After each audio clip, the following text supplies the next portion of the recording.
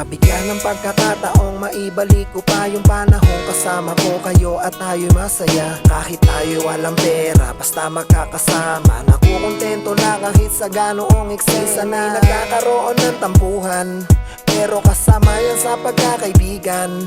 Nandyan ang ambagan para sa inuman at lumalabas na rin lahat ng kalungkutan. Ang sarap palang isipin ng nakaraan, lalo na yung mga oras na tayo'y nasa daan. At walang limitasyon sa kahit anong dahilan, hindi na alintana kahit buhos ng ulan. Nakakalungkot lang na nagbago ang lahat, unti-unti na rin nababawasan ng pangkat. Kahit napakabigat, kailangan tanggapin. Kung maulit mang muli ay susulitin ko pa rin. Kamusta yung tropang aking nakasama?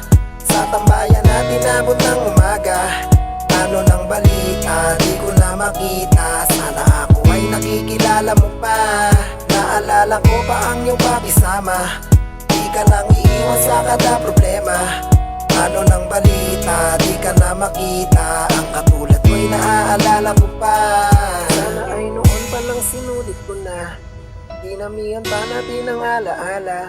Kung tayo'y magkasama sa panahong malaya, baliwala ang bukas at problemang alintana. Mahirap mang maibalik ang kwento ng kahapon, pero ang kasiyahan ay malabong maitapon. Dinoon at tinoon ang pakisamang di na bago. Nabuo pa rin ngayon kapag nagsama-sama tayo. Kasiyahang minsan lang na mangyari pagbiglaan.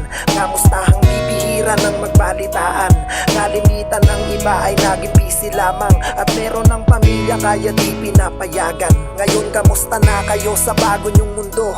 Wala bang napahamak sa nilalakaran nyo? Ako eto naghihintay na dumating kayo, makikinig sa kwento na naging tagumpay nyo. Kamusta yung tropang aking nakasama? Sa tambayan natin abot ng umaga. Ano ng balita, di ko na makita. Sana ako ay nakikilala mo pa. Naalala ko pa ang iyong pakisama. Di ka nang iiwan sa kada problema.